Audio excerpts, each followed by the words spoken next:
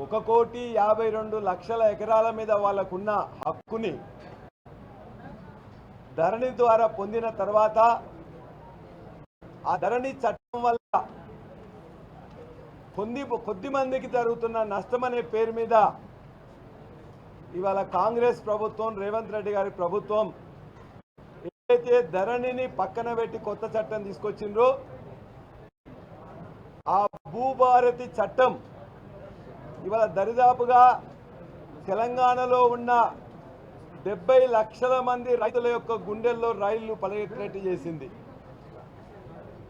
ఇవాళ ఈ క్షణం నుంచి మొత్తం కూడా రైతులకు పిడుగుపాటుగా రియల్ ఎస్టేట్ బ్రోకర్లకు వరంగా ఈ కొత్త చట్టం అనేది వాళ్ళు ఆమోదింపజేసుకున్నారు. ఒక్క మాటలో చెప్పాలంటే ఇవాళ భూభారతి కాదు, తెలంగాణ భూములకు కాంగ్రెస్ ప్రభుత్వం పట్టిన కర్పూర హారతి. రియల్ ఎస్టేట్ బ్రోకర్లకు తెలంగాణ ప్రభుత్వం పాడుతున్న మంగళ హారతి. ఇవాళ ఇక్కడ ఎంత నష్టం జరగబోతుందనేది రేపటి నుండి వచ్చే 4 సంవత్సరంలో ఈ దుష్ట కాంగ్రెస్ పాలనలో ఇవాళ ఈ చీకటి చట్టం, ఈ భూభారతి చట్టం తీసుకొచ్చిండ్రో ఇది ప్రతి ఒక్క రైతుకి నిద్రలేని రాత్రులు వస్తాయి. గ్రామాల్లో మళ్ళా ఇవాటి నుండి ఈ క్షణం నుంచి రియల్ ఎస్టేట్ డౌన్ అయిందని చెప్పేసి మొత్తం నిద్రపోతున్న రియల్ ఎస్టేట్ బ్రోకర్లు అందరూ కూడా మరలా ఈ కొత్త చట్టం వచ్చింది కావచ్చని చెప్పేసి చట్టాన్ని పట్టుకొని రేపు పొద్దున కొత్త పాస్బుక్ వస్తుందని చెప్పేసి ఈ యొక్క పేద ప్రజల భూములను లాక్కునేటందుకు ప్రయత్నం చేస్తారు. ఇవాళ ఈ రాష్ట్రంలో వ్యవసాయ భూమి ఉన్నది 1,60,00,000 ఎకరాలు. 1,60,00,000 ఎకరాల్లో దరిదాపుగా ధరణి ద్వారా 1,52,00,000 ఎకరాలు ఇవాళ రైతుల 70 లక్షల మంది రైతుల్లో నిక్షిప్తమై ఉన్నవి. ఇవాళ వాళ్ళు ధరణి పాస్బుక్ వచ్చిన తర్వాత 18 సేఫ్టీ ఫీచర్స్ ఉన్న ధరణి పాస్బుక్ కేసీఆర్ గారి నాయకత్వంలో వాళ్ళకి ఇచ్చిన తర్వాత వాళ్ళు అమ్ముకోవడానికి తప్ప ట్రాన్సాక్షన్ తప్ప మిగతా వాళ్ళు ఎవరు కూడా దాన్ని ముట్టుకోలేరనే ఒక విశ్వాస నమ్మకం వాళ్ళకి కలిగిన తర్వాత ఇవాళ మళ్ళా ఈ చట్టం తీసుకొచ్చి వాళ్ళందరి మీద కూడా మళ్ళీ ఒక పిడుగు వేసింది. వాళ్ళు ఎంత దుర్మార్గం అంటే దరిదాపుగా ధరణి గురించి వాళ్ళు చాలా లేని కూడా మొత్తం కల్పితాలు కూడా ప్రచారం చేస్తున్నారు. ఒక కుక్కను చంపాలంటే పిచ్చి కుక్క అని చెప్పేసి దాన్ని చంపుతారట గ్రామాల్లో. ఎక్కడన్నా ఏమైనా తప్పు జరిగినట్లయితే ఆ తప్పును సరిదిద్దడానికి ప్రయత్నం చేయాలి. అంతేవిధంగా పార్ట్ బిలో కానీ సాదా బైనామాలు కానీ ఏమైనా ఉన్నట్లయితే వాటిని సరిదిద్ది వాళ్ళకు కూడా పట్టాలు ఇవ్వాలి. అంతేగాని ఒక గుడిసెల్లో ఎలుక దూరితే ఆ ఎలుకను పట్టుకోవడం చేతగాక గుడిసెను కాలబెట్టుకున్నట్టు వెనకటి కొద్దిమంది దాని చందంగా ఉన్నది. ఇవాళ ఎంత దురదృష్టకరం అంటే భూమికి ఇవాళ ఉన్న గ్రామీణ ప్రాంత ప్రజలకు ఎంత అవినాభావ సంబంధం ఉందంటే ఈ దేశంలో ఇక్కడ జరిగిన పోరాటాలు ఎక్కడ జరగలే. తెలంగాణ సాయుధ పోరాటంలో 4,000 మంది అమరులైతే ఆనాడు ఆ పోరాటం వల్ల 20 లక్షల భూమి అనేది మొత్తం కూడా వాళ్ళకి రావడం జరిగింది. వినోబా భావే గారి భూదానోద్యమం వల్ల కూడా కొంత భూమి అనేది ప్రజలకు దక్కింది. నక్సలైట్లు ఆనాడు నాకు ప్రాణం పోయినా పర్వాలేదు దున్నేవానికే భూమి దక్కాలని చెప్పేసి అంటే కొంతమందికి భూమి దక్కింది. 1971లో చట్టపరంగా మొట్టమొదటిసారి పివి నరసింహారావు గారు సీలింగ్ యాక్ట్ రావడం వల్ల మళ్ళా కొంతమంది ప్రజలకు భూమి దక్కింది. ఒకనాడు తెలంగాణలో జమీందారుల దగ్గర, భూస్వాముల దగ్గర, ఆసాంల దగ్గర, నవాబుల దగ్గర, వారి యొక్క అనుచరుల దగ్గర ఉన్న భూమి అనేది ఈనాడు 93% భూమి, తెలంగాణలో 93% భూమి బడుగు బలహీన వర్గాలు, దళితులు, గిరిజనులు, ఇవాళ బహుజనులకు దక్కింది. 93% భూమి ఇవాళ 5 ఎకరాల కంటే తక్కువ ఉన్న చిన్నకారు రైతుల దగ్గర ఉన్నది. మిగతా 6% 10 ఎకరాలు, 5 నుండి 10 ఎకరాలు 6% కింద ఉన్నది. ఇవాళ భూమి వికేంద్రీకరణ జరిగింది. వాళ్ళ హక్కులు వాళ్లకు మొట్టమొదటిసారిగా ధరణి ద్వారా కల్పించబడ్డది. ఒకటేసారి ఆ ధరణి వచ్చిన తర్వాతనే ఇవాళ అనేక మంచి కార్యక్రమాలు కూడా జరిగినాయి. అందరూ కూడా చాలా మంది చాలా విషయాలు మాట్లాడవచ్చు. ఇవాళ అడ్వాన్స్ గా స్లాట్ తీసుకున్నట్లయితే వెంటనే రిజిస్ట్రేషన్ అయింది, వాస్తవమా కాదా? రియల్ టైం అప్డేట్ అయింది. 141 రిజిస్ట్రేషన్ కార్యాలయాలు ఉంటే 773 కార్యాలయాలై మన గ్రామానికి దగ్గర, మన ఇంటికి దగ్గర ఇలా రిజిస్ట్రేషన్ జరిగింది. స్టాంప్ డ్యూటీని ఎవరో మ్యానిపులేట్ చేయకుండా ప్రభుత్వం ఎంత కట్టాలో ఖచ్చితంగా కంప్యూటర్ నిర్ణయించింది. అధికారుల ప్రమేయం లేకుండా, డిస్క్రిషన్ లేకుండా ఇవాళ డైరెక్ట్గా రైతు భూమి అయితే రైతు మళ్ళీ అమ్ముకున్నా లేకపోతే కొనుక్కున్నా కూడా వాళ్ళకే చెందేటట్లు ఇవాళ ధరణి చేసింది. వాళ్లకు ఎలక్ట్రానిక్ పాస్బుక్ వారం రోజుల్లో వచ్చింది. 5 నిమిషాల లోపలనే వాళ్ళందరూ కూడా మెసేజ్ వచ్చింది. ఇవన్నీ వాస్తవాలు కాదా? దరిదాపుగా 12 కోట్ల మంది ఈ యొక్క ధరణి వెబ్సైట్ని విజిట్ చేశారు. 27 లక్షల ట్రాన్సాక్షన్ జరిగినాయి. రెవెన్యూ శాఖ మంత్రి మాట్లాడుతూ అంటాడు, ధరణిలో ఏమున్నదో ఎవరికి తెలియదట. ఆయనకే అందరికంటే అనుభవం ఉందంట, మిగతా వాళ్ళకి ఎవరికి ఏం తెలియదట. ఒక్క కేసీఆర్ గారికి ఎవరికో తెలుసంట.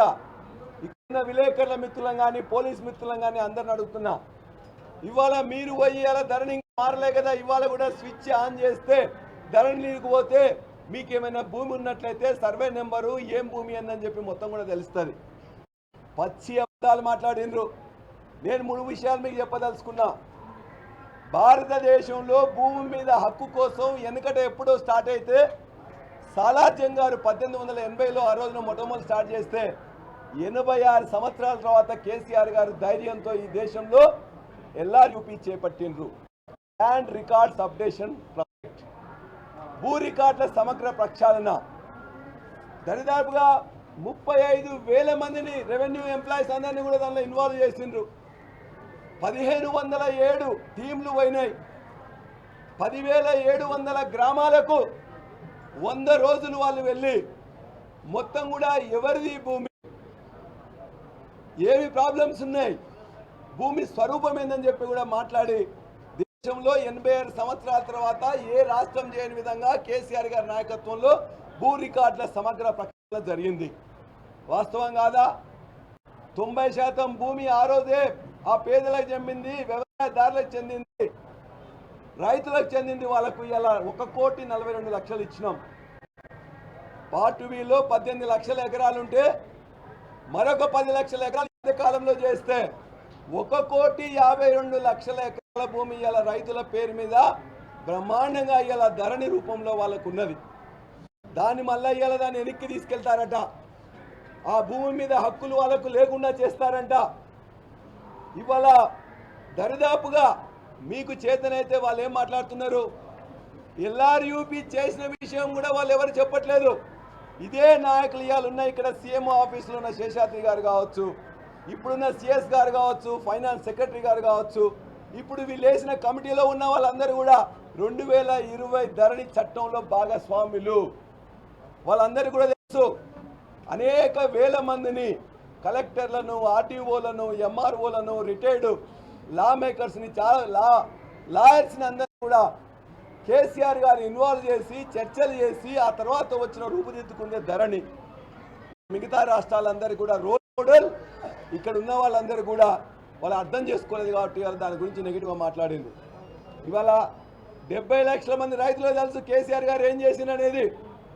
వాళ్ళు ఇలా ముఖ్యమంత్రి గారు దాని మీద మాట్లాడుతూ ఒక అర్ధగంట సేపు మాట్లాడిండు. ఈ సాఫ్ట్వేర్ అంతా విదేశాలకు ఏదో ఇచ్చాం కాబట్టి మా యొక్క 2,72,00,000 ఎకరాలు మొత్తం కూడా వాళ్ళకేదో ఇచ్చేసినామట. నేను ఛాలెంజ్ చేస్తున్నా ఇలా ముఖ్యమంత్రి గారిని, రెవెన్యూ మంత్రిని, ఇవాళ కేసీఆర్ గారు తీసుకొచ్చిన సాఫ్ట్వేరే మీరు యూజ్ చేస్తుందా లేదా? కేసీఆర్ గారు తెచ్చిన సాఫ్ట్వేర్ని ఇలా ఇతరులు మేనేజ్ చేసినట్లయితే ఇవాళ అదే సాఫ్ట్వేర్ మీరు ఏసీకి ఇచ్చిండొచ్చు మెయింటెనెన్స్ కోసం. ఆ సాఫ్ట్వేర్లో మేము 3 మాడ్యూల్స్తో 33 మాడ్యూల్స్గా అవసరాల కోసం చేస్తే మీరు 6 మాడ్యూల్స్ చేయొచ్చు. కానీ సాఫ్ట్వేర్ మారలే. సాఫ్ట్వేర్లో మార్పులు అనేది ఎప్పటికీ జరగాల్సిందే, అది డైనమిక్. కాబట్టి ఆ సాఫ్ట్వేర్ మీద గంటల తరబడి మాట్లాడినరు. మేము ఛాలెంజ్ చేస్తున్నాం, 1,52,00,000 సంబంధించిన 70 లక్షల రైతులకు సంబంధించి నా భూమి పోయిందని, నా భూమి మాయమైందని, నా భూమి ఇతరులకు మారిందని ఒక్క అప్లికేషన్ మీ ఒక్క సంవత్సర కాలంలో కానీ 4 సంవత్సరాల కాలంలో ఎవరికైనా వచ్చిందా చూపించమనండి. 70 లక్షల మంది రైతులకు సంబంధించిన 1,52,00,000 ఎకరాలకు సంబంధించి ధరణిలో ఉన్న దాని గురించి ఒక్క కంప్లైంట్ ఈ 4 సంవత్సరాలు ఎవరికైనా వచ్చినా అడగండి. ఎవరికి రాలే. సాఫ్ట్వేర్లో తప్పులు లేవు. సాఫ్ట్వేర్ అనేది ఎప్పుడు అప్డేట్ చేసుకోవాలి. ఇవాళ ఇతరులు ఏదో చేస్తే ఎవరికో తాకట్టు పెట్టడం అనేది ఎవరికి తాకట్టు పెట్టవల్లే ఒక్క గుంట కానీ సెంట్ కానీ ఈ యొక్క దీని నుంచే ఎవరికి కూడా ట్రాన్స్ఫర్ కాలే. అంటే ఇదే సాఫ్ట్వేర్ని ఈ యొక్క ప్రభుత్వం భూభారతి పేరు మీద వాడబోతున్నది. వాళ్ళు ఇవాళ ఏది తిరోగమన చర్యలు ఉన్నాయో మీ అందరికీ కూడా నేను చెప్పదలుచుకున్నా. ఇవాళ సాఫ్ట్వేర్ సంబంధించింది మరలా కూడా మేము ఛాలెంజ్ చేసి అడుగుతున్నాం, ఇదే సాఫ్ట్వేర్ మీరు వాడుతున్నారా లేదా? ఇదే సాఫ్ట్వేర్లో 27 లక్షల ట్రాన్సాక్షన్ జరిగినాయా లేదా? ఇదే సాఫ్ట్వేర్లో 5,300 కోట్ల రూపాయలు నువ్వు రిజిస్ట్రేషన్ స్టార్ట్ చేసినవా లేదా? ఇదే సాఫ్ట్వేర్ని 12 కోట్ల మంది విజిట్ చేసిందా లేదా? విజిట్ చేస్తలేరు లేదా? ఎందుకు అబద్ధాలు చెప్తారండి? ఎవరి కోసం? ఏ రైతులు ముంచడానికి? కేసీఆర్ గారు చెప్పిండ్రు, పేద రైతుకి ఉన్నవాడు ఎట్లన్నా చేసుకుంటాడు, చదువుకున్నవాడు చేసుకుంటాడు, బలవంతుడు చేసుకుంటాడు. పేద రైతుకి అనేక మంది మొగుళ్ళట. ఇవాళ అనేక మంది మొగుళ్ళని మళ్ళా తయారు చేసి పెడుతున్నారు. ఆయన ఏం చేసిండు? జమాబందీని మళ్ళా తీసుకొస్తాడట. జమాబందీతో పాటు మాన్యువల్ పహాణీ చేస్తారట. మాన్యువల్ పహాణీలో ఎవరికి ఇష్టం వచ్చినట్టు వాళ్ళు రాసుకుంటూ ఉంటారు. జమాబందీ అంటే ఇక్కడ తెలంగాణలో ఉండే బిడ్డలందరికీ తెలుసు. సంవత్సరానికి ఒకసారి భూమి స్వరూపం ఏ విధంగా మారింది, భూమి యొక్క యాజమాన్య హక్కులు ఎవరికైనా మారినాయని చెప్పేసి జమాబందీ చేసేవాళ్ళు. 2010-11 తర్వాత మళ్ళీ ఈ రాష్ట్రంలో జమాబందీ చేయలే. మాన్యువల్ పహానీలలో ఇబ్బందులు వచ్చినాయి కాబట్టి ఆ మాన్యువల్ పహానీ ఉండకూడదని చెప్పి కేసీఆర్ గారు ఇదే సాఫ్ట్వేర్లో ఒక గ్రామానికి సంబంధించిన 1000 సర్వే నెంబర్లు ఉంటే ఇది రియల్ టైం అప్డేట్ అవుతున్నది. ఇవాళ నేను భూమి అమ్ముతా, ఇవాళ వారు కొంటారు. ఈ రెండు కూడా ఈ క్షణంలోనే అప్డేట్ అవుతాయి, సిస్టంలో ఉంటాయి. ఆ సిస్టమ్ని సంవత్సరానికి ఒకసారి కాపీ తీసుకొని పెడుతుంది. జమాబందీ పేరు మీద మరలా మాన్యువల్ పహానీల పేరు మీద మళ్ళా అక్రమార్కుల్ని ఇలా గ్రామ సీమల్లో మొత్తం తీసుకురాబోతున్నారు. ఇది ఎంత దుర్మార్గం అంటే జమాబందీ అదేవిధంగా మాన్యువల్ పహానీలు ఈ రెండిట్లలో కూడా మొత్తం కూడా మళ్ళీ అక్రమార్కులు ఎవరైతే బ్రోకర్లు మళ్ళీ రాబోతున్నారు. ఇంకోటి ఫౌతీ సిస్టంలో వారసత్వంలో సక్సెషన్లో ఇంతకుముందు ఏముండేది? 2014 కంటే ముందు, ధరణి కంటే ముందు ఏముండేది? ఎవరైనా కుటుంబంలో వాళ్ళ యొక్క ఆస్తి వాళ్ళ ఇతరులకు వారసత్వంగా ఇవ్వదలుచుకుంటే ఒక నోటీస్ ఇవ్వాలి ఎంఆర్ఓకి. ఆ ఎంఆర్ఓ నోటీస్ తీసుకున్న తర్వాత 30 రోజుల్లో చేయాలని ఆర్ఐని పంపాలి. 30 రోజుల్లో ఆర్ఐ చేయడు, ఆర్డీఓ చేయడు, ఎంఆర్ఓ చేయడు, 300 రోజులైనా చేయరు. కేసీఆర్ గారు చేసిన ధరణిలో ఏమున్నది? ఇవాళ మీరు 3 అన్నదమ్ములు ఉన్నట్లయితే ఆ 3 అన్నదమ్ములు తల్లిదండ్రులు మీరు అందరు కూర్చొని మీరు సంతకాలు చేసి ఒక అగ్రిమెంట్ అయ్యి ఒక అఫిడవిట్ ఇచ్చినట్లయితే ఇవాళ ఈ ధరణి చట్టంలో రిజిస్ట్రేషన్ అవుతుంది. మరి ఆ ఫౌతీని కూడా మళ్ళా వెనకటిలా తీసుకొస్తారట. మళ్ళీ ఒక తిరోగమన చర్య, మళ్ళా అప్లికేషన్ పెట్టుకోవాలి, ఆర్ఐ పోవాలి, తర్వాత విఆర్ఏ పోవాలి, విఆర్ఓ పోవాలి, ఎంఆర్ఓ పోవాలి, పైసలు సమర్పించుకోవాలి. తమ్మునితో ఒకరు, అన్నతో మరొకరు, తండ్రితో ఇంకోరు. ఆ ఫౌతీ సిస్టమ్ ఏదైతే మంచిగా నడుస్తుందో ఆ ఫౌతీ సిస్టమ్ని మళ్ళీ తిరోగమన చర్యగా మళ్ళీ తీసుకొని వచ్చారు. ఎంత దుర్మార్గం! ఇవాళ సాదా బైనామాలు చేస్తున్నారు. 7 లక్షల ఎకరాలకు సంబంధించిన సాదా బైనామాలు కేసీఆర్ గారు ఉచితంగా ఒక్క పైసా కూడా లేకుండా, ఒక్క పైసా కూడా ఖర్చు లేకుండా 7 లక్షల ఎకరాల సాదా బైనామాలను రిజిస్ట్రేషన్ చేసిన మహనీయుడు ఇలా కేసీఆర్ గారు. ఇది వాస్తవం. అదేవిధంగా వాళ్ళు అనుభవదారు కాలం పెడతారంట. మాన్యువల్గా పెట్టి ఇవాళ అనుభవదారు కాలం పెట్టినట్లయితే ఈ అనుభవదారు కౌలుదారు కొట్టుకోవాలి, అనుభవదారు పట్టాదారు కొట్టుకోవాలి. ఇవాళ అనుభవదారు రేపు పొద్దున ఇవాళ రైతులకు ఇవాళ మేము అందరం కూడా ఇదే ధరణి చట్టం ద్వారా ఇదే కాంగ్రెస్ ప్రభుత్వం కానీ ఇంతకుముందు కానీ 1,52,00,000 ఎకరాలకు రైతు బంధు ఇక్కడ వేస్తే డైరెక్ట్గా పోయింది, రైతు బీమా కట్టే సక్రమంగా పోయింది. ఇవాళ ప్రొక్యూర్మెంట్ ప్యాడీ ప్రొక్యూర్మెంట్ అయితే డబ్బులు చక్కగా వేసినాం. వీటన్నిటికీ ఆధారం కూడా ధరణినే. ధరణి పేరు మార్చింది తప్ప ధరణి సాఫ్ట్వేర్ మార్చలే. వాళ్ళ యొక్క మిగతా తిరోగమన చర్యలు మాత్రం ఉన్నాయి ఇక్కడ. కాబట్టి మళ్ళా అనుభవదారు కాలం పెట్టి మళ్ళా అక్కడ ఒక దుకాణం పెడుతున్నారు. నువ్వు అనుభవదారు పెట్టినా పట్టాదారు పెట్టినా కాబట్టి నీ పేరు లెక్కలు తొలగించాలని చెప్పేసి అంటే మళ్ళా పైసలు తీసుకురాలని చెప్పేసి అడుగుతారు. అనుభవదారు కాలం అనేది ఒకటి దుకాణం, ఇలా పౌతి పేరు రెండో దుకాణం, అదేవిధంగా జమాబందీ పేరు మీద మూడో దుకాణం, అదేవిధంగా మాన్యువల్ పహారీలు తీసుకొచ్చి నాలుగో దుకాణం. ఇది కాకుండా ఈ దుకాణాలు సరిపోలేదని మళ్ళీ ఒకటి మ్యూటేషన్. ఇవాళ మ్యూటేషన్ పేరు మీద ఇవాళ దరిదాపుగా ఇంతకుముందు 1,52,00,000 ఎకరాలకు మ్యూటేషన్ జరగాలంటే ఇంతకుముందు డైరెక్ట్గా registration, mutation, updation and also sending passbook జరిగింది. ఒకటే నిమిషంలో సంతకాలు పెట్టిన ఒకటేసారి జరిగింది. కానీ ఇవాళ రిజిస్ట్రేషన్ చేస్తున్నప్పుడు ఇవాళ ఎంఆర్ఓ సాటిస్ఫై కావాలట. ఎంఆర్ఓ సాటిస్ఫై అయితే మ్యూటేషన్ చేస్తారట. అంటే ఎందుకు సాటిస్ఫై అవుతాడు ఎంఆర్ఓ? ఏదైనా ప్రాబ్లమ్స్ ఉన్నాయని చెప్పేసి అంటే ఆయన చేయడంట. దాన్ని ఆర్డీఓ దగ్గర తీసుకుపోవాలి. ఆయన కూడా సాటిస్ఫై కాకపోతే కలెక్టర్ దగ్గర పోవాలట. అంటే మ్యూటేషన్ పేరు మీద ఇప్పుడున్న మ్యూటేషన్ వెనక్కి తీసుకుపోయి మళ్ళొక దుకాణం, ఇది ఒక 5వ దుకాణం. ఈ యొక్క అనేక ఈ విధంగా తీసుకొచ్చిన తర్వాత ఖచ్చితంగా ఇన్ని బ్రహ్మాండంగా ఎల్ఆర్యూపీ చేసింది కేసీఆర్ గారి ప్రభుత్వం. బ్రహ్మాండమైన చట్టాన్ని 2020 చట్టం తీసుకొచ్చిండ్రు.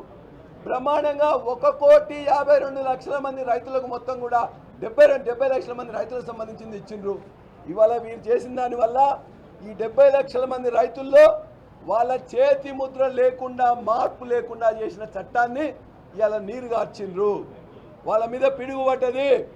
వాళ్ళందరి వల్ల రేపొద్దున కూడా అంత ఆందోళనతో ఉన్నారు. మళ్ళా కూడా నేను చివరికి చెప్తున్నాం, ఇవాళ ఈ చట్టం అనేది రైతుల్లో గుండె దడ మొదలైంది. అదేవిధంగా వాళ్ళ రైతుల్లో ఇలా భయం మొదలైంది. కేసీఆర్ అన్నట్లు ఇంతమంది మొగుళ్ళని తయారు చేసిన ఈ చట్టాన్ని ఖచ్చితంగా నిరద్వందంగా బీఆర్ఎస్ పార్టీ వ్యతిరేకించింది. మాకు అక్కడ అవకాశం ఇవ్వలే మాట్లాడటానికి. అందువల్ల ఖచ్చితంగా మేము ఇలా బయటకు వచ్చిన తెలియజేస్తున్నాం. ఇన్ని లూపోల్స్ ఉన్నా, ఇంత చట్టబద్ధంగా ఉన్న దీన్ని, ఇంతకుముందు బ్రహ్మాండంగా చేసిన దీన్ని ఇవాళ కావాలని చెప్పేసి కొన్ని చేయాల్సిన లోపాలుంటే సర్దిద్దుకోకుండా మొత్తం ఇవాళ ఈ ధరణి బాగాలేదని చెప్పేసి ఇన్ని కార్యక్రమాలు ఏదైతే మళ్ళొక్కసారి చివరికి ఒకటి మాట చెప్పి నేను బంద్ చేస్తా. ఇవాళ ఏదైతే మ్యూటేషన్లో మార్పులు తీసుకొచ్చి మళ్ళీ వాళ్ళకు డిస్క్రిషన్ ఇచ్చిండ్రో, ఏదైతే జమాబందీ అని చెప్పేసి కొత్తగా మళ్ళీ పాతదానికి తీసుకొచ్చిండ్రో, ఏదైతే అవసరం లేని అనుభవదారి కాలం మళ్ళా పెడతా అంటున్నారో, ఏదైతే ఇంతకుముందు ఈ యొక్క ధరణి పాస్బుక్లో కొత్తగా ఏదైతే పౌతిలో చేంజెస్, సక్సెషన్లో చేంజెస్ తెచ్చిండ్రో, ఇవన్నీ తిరోగమన చర్యలు, రైతులందరికీ నిద్ర చర్యలు. కాబట్టి ఈ చట్టాన్ని మేము వ్యతిరేకిస్తున్నాం. ఈ చట్టం ద్వారా నష్టపోయే రైతులకు అండగా ఉంటాం. వాళ్ళందరినీ ఖచ్చితంగా ఈ చట్టాన్ని మరలా ఖచ్చితంగా దీన్ని వ్యతిరేకించే విధంగా రైతులతో పోరాటం కూడా చేస్తామని చెప్పి మీ ద్వారా మొత్తం కూడా తెలియజేస్తా ఉన్నాం.